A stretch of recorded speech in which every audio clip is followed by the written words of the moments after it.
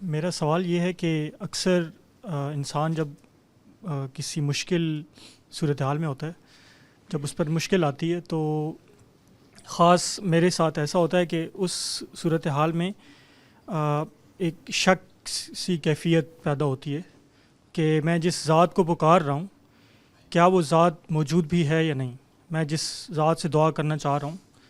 اور یہ ہوتا زیادہ تر اسی وقت ہے جب کسی مشکل صورتحال میں اللہ تعالیٰ کو پکارا جائے.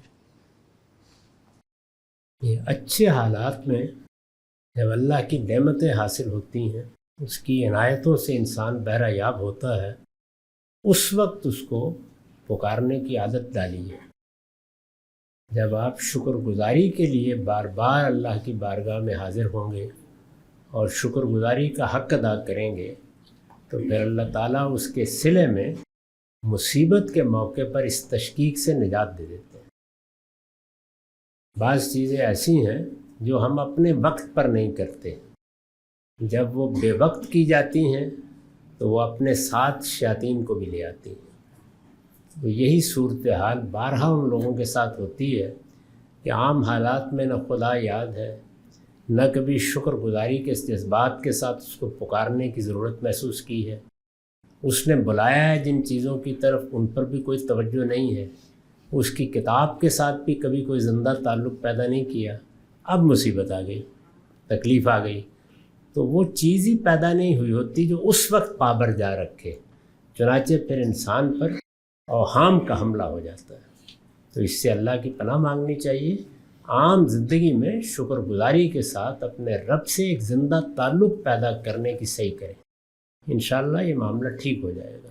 بعض اوقات جو چیز ہو رہی ہوتی ہے اس پر ہماری توجہ ہوتی ہے، اس کا باعث کیا چیز بنی ہے.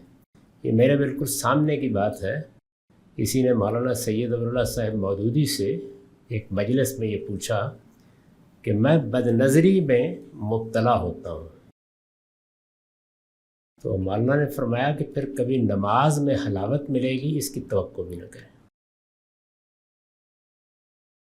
یعنی اگر آپ نے نماز میں حلاوت حاصل کرنی ہے تو اس کا مطلب کیا ہے؟ اپنے آپ کو بد نظری سے بچائے رکھیں. ایک چیز اگر آپ نے وہاں حاصل کر لی ہے تو اس کے اثرات یہاں نمودار ہو جائیں گے. اسی طرح سے اگر شکر گزاری کے موقعوں پر آپ نے اپنے رب کو اسی طرح، یعنی جن جذبات کے ساتھ آپ مصیبت میں پکارتے ہیں، پکارا بھی ہے اور شکر گزاری کے لیے بار بار یہ کہا ہے کہ مالک یہ تو آج جو گرم پانی ملا ہے یہ بھی تیری بڑی عنایت، آنکھیں کھل گئی ہیں صبح تیری بڑی عنایت، یہ سانس چل رہا ہے تیری بڑی عنایت. دیکھیے حضور نے کیسے مختلف دعاؤں کے ذریعے سے اس کی تعلیم دی ہے. جیسے ہی تم اپنی چارپائی سے پاؤں نیچے رکھتے ہو تو پکار اٹھو کہ اس ذات کا شکر ہے جس نے مجھے موت کے بعد دوبارہ زندگی دی ہے.